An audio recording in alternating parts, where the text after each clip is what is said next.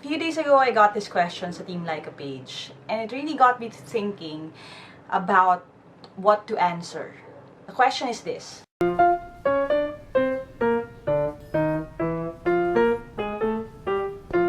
I've been doing this for about 2 years now, and at the time that I started making videos and these tips and techniques, these tutorials, it actually started doon sa aking personal na YouTube page, Christian Drummer Girl. And when I started that, I had no idea that it was going to blow up sa ganitong klaseng estado. In fact, right now, May 15, 2017, at the time that I'm recording this video, the Facebook page now has that many likes, and yung YouTube channels, there are 2 of those. You have this many likes, subscribers, and this many subscribers. Now again, I didn't expect that any of this would happen. At the time that I made those first few videos, I was just trying to help people out.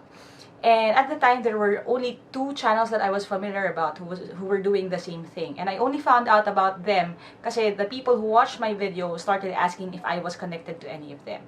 Now, ngayon, flash forward into 2017, there are tens of mga Facebook groups, mga pages, and even products who are basically doing the same thing. Now, whether or not they modeled their business setup after what I did or what I do or not, that is out of the question. Ang natatandaan ko lang na goal ko at the beginning, ever since naman, is that I was trying to help as many people as I could pass the test and just be given opportunities to improve the lives of themselves and the people around them. Why am I doing this? Kasi the story goes like this. My mom was State University scholar sa PUP siya. And for a long time, ang dream niya lang is to get the family out of poverty. They were living in Tondo, Manila at the time, and my mom just wanted to maybe give the family a better life.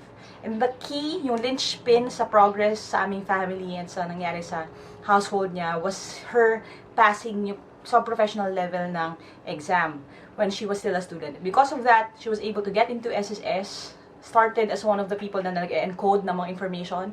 Eventually, after passing the professional level exam, she was promoted, and that is why we live in this house right now. This house is actually in SSS housing because my parents met there, got married there, had us dahil sa government office. And that is why I was so passionate about helping people, lalo na yung mga nakikita ko na deserving individuals to pass the test. Kasi ang daming deserving na individuals, ang daming mga masisipag magtrabaho na hindi makapasa-pasa sa exam, mainly because din dahil sa trabaho. Why? Kasi wala silang time to quit the job and just focus on review. They work 8 to 5 every day, overtime, Saturdays, Sundays paminsan. They don't have time for their families, they don't have time to study, and my contribution sa kanilang progress was just making all of these videos that they can watch during break time or after they get home from work, and maybe help them give them that boost to help them pass the test. So again, question. What makes Team Lyqa different? I summed it up into 4 P's, and the first one I'm going to talk about right now.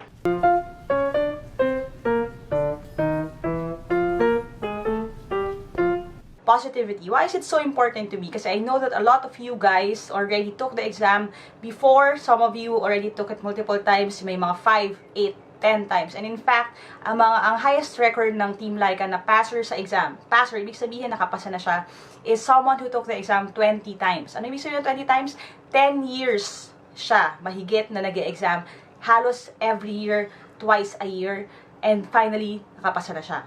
Ano ibig sabihin nun? Most of you guys, kung hindi kayo fresh grad, may have already experienced disappointment, frustration, minsan sobrang down na tayo. And I always get people asking na, Ma'am or Coach, nakailang exam na ako, pwede pa rin ba ako sumali? Why? Because I've heard horror stories of people going to review centers or asking for help out there. Even sa mga Facebook groups na magsasabi sila na nakailang take na ako, and then people would comment things like, bakit ang stupid mo, or bakit hindi ka na lang mag-quit, or baka naman hindi yan ang trabaho para sa'yo, or baka kailangan mo magkarpentero, or things like that. There are also times na may mga posts na ang comments, and I see that every day almost, mga toxic na comments, in which people would say, wala ka ng pag-asa pumasa kasi ang stupid ng answer mo or ang stupid ng question mo. And in this team, sa Team Lyqa, bawal yon. We're all about positivity. Ano ibig sabihin nun? I won't ban you for anything that you do in the page except for bullying other people. Bawal ang bullying dito sa Team Lyqa. Ibig sabihin nun, kung may post kayo na binabash nyo ibang tao, I will call you out on that. I will block you, I will ban you, and I'll ask you to leave the group. Bakit? Kasi we are a sensitive group, itong team. This is a family. I being your coach, I do not tolerate any negative words, negative behavior, or insults. That is also the reason why, if you see dun sa mga messages ng pastors, wala rin dito yung mayayabang na mga humble brag na, sumamba lang kasi ako, hindi ako nag-aral, or nagpo-post ng mga scores nila, nagsasabi na, sumamba lang ako, or tingnan nyo, hindi nga ako nag-aral, or nag-Korean novela lang ako, or nagsine lang ako, or naglaro lang ako, and ito yung nakuha ko. Bawal dito ang mayabang, bawal dito ang nega, bawal dito ang mga tao na nagpo-pull ng other people down. So, why do people come dito sa Team Lyqa, and why do people stay even after they pass? That is because of positivity. Kasi they want to make a positive impact in the world. What is the second reason why Team Lyqa is different?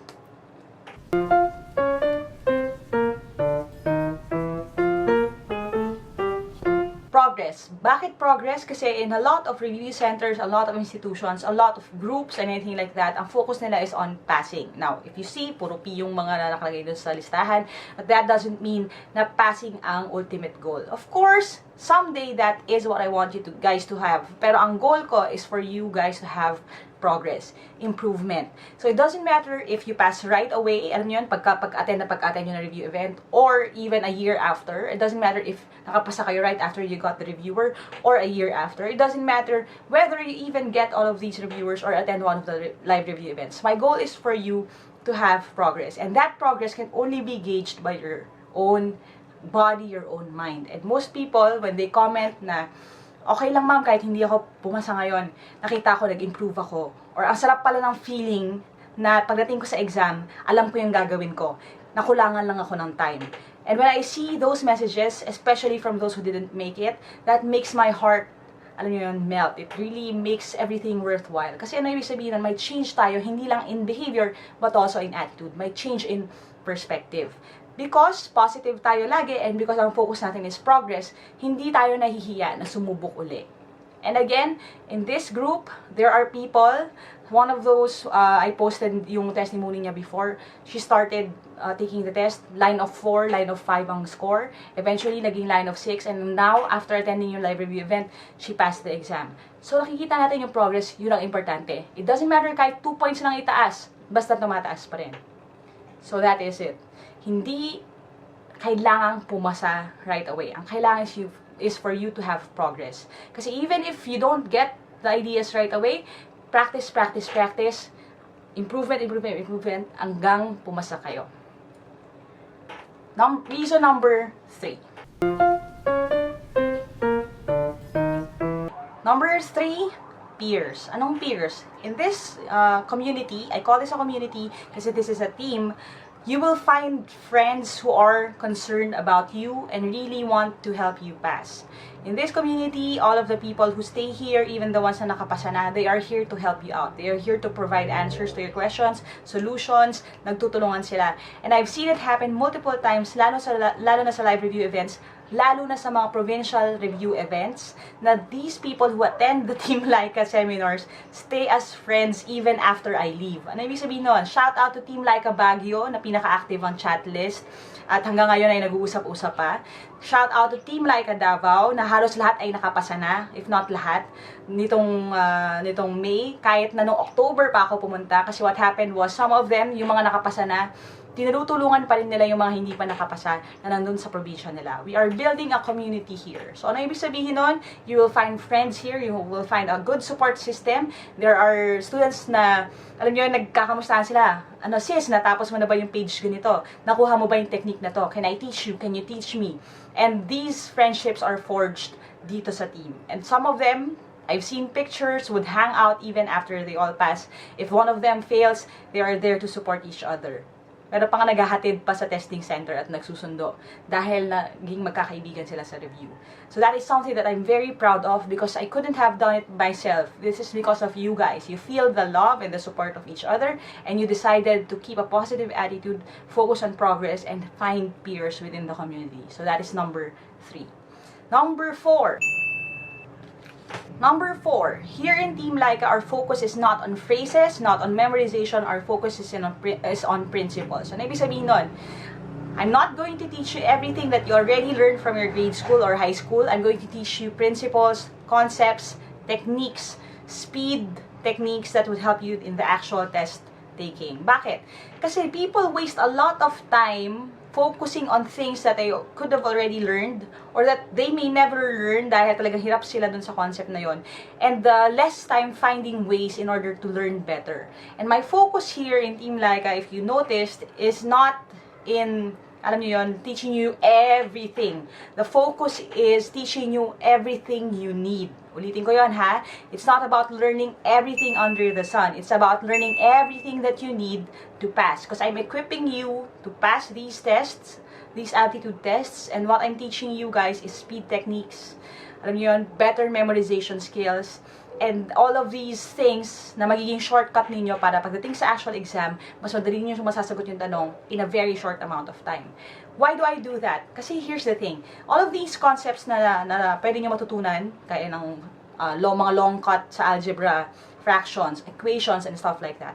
All of these things are things na naituro na sa inyo when you were younger. And for some reason, you weren't able to pick it up quickly. Ano ibig sabihin nun? Some of us believe na hindi tayo talented sa math. And for a long time, that is what you believe.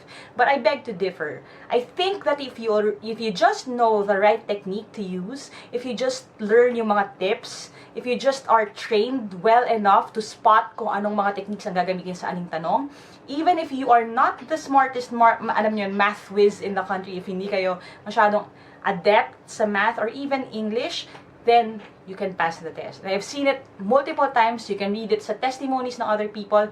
I've even had people who would say na nag-HRM ako kasi hit na hit ko ang math, or iniwasan ko talaga yung math dahil ayoko talaga sa kanya. Pero ngayon, I love it. Ngayon, I get to teach it to my children. Ngayon, pinagmamalaki ko sila. Ngayon, I can tell other people and teach other people. So, ano ibig sabihin nun? Our focus natin is not in memorization. Our focus is in you guys learning the principles that you need to pass. So, that is the reason why all of these things and learnings, everything is curated specifically by me. So, I'm going to answer another question, nakakabit ng question. Okay? The other question is, bakit walang Facebook group ang Team Lyqa? So, I really want to answer that really quickly before I even end this video. The answer to that question is this. Sa Facebook groups, I would not have control sa kung ano ang pinopost. If you see Facebook groups, usually all of the members can post whatever that they want. There are even times na may mga virus, may mga, alam niyo yun, mga bad videos, may mga pangit na links, may mga questions na unrelated sa exam, at may mga discouraging comments, okay, na mga taong nagyayabang o kaya nagpuput ng other people down doon sa mga groups na yon. I don't want you guys to experience that because I really want you to have a good and positive experience dito sa team. I want you to be encouraged, and that is the reason why I'm not creating a Facebook group. Kasi I don't want you guys to go there and have, alam niyo, a toxic experience because of the people who are in there. That is why we will stay as a Facebook page until further notice. May some himala if Facebook become stricter with their rules regarding viruses and alam niyo yung mga pornographic materials on Facebook, then maybe we can do that. But right now, wag muna. I would rather be in control of what you learn, okay, than you having to, alam niyo yun, minsan may mga nakita ko mga super complicated na mga questions na hindi naman lumalabas sa exam, and then we fixate on that and waste our time. So I'd rather curate what you are learning, because trust me, that's what I do night and day. That's all I think about, and that is the reason why wala tayong group. The page is always here. If you haven't spotted yung Facebook page yet, it's www.facebook.com/teamlyqa. That is where I post all the updates, the links, the questions, the questions that I post. And I'm preparing a lot of other things for you guys. That is why malaki na yung eyebags ko. So please keep waiting for that. So what makes Team Lyqa different? It's not really Lyqa. What makes Team Lyqa different is the team. Now, again, I've said this a million times, but I'm going to say this again. Team Lyqa is not about Lyqa. I personally do not have a team. Ano ibig sabihin? I don't have people who I pay to help me out dito sa page na to. Ang team na yon is you. You are the team.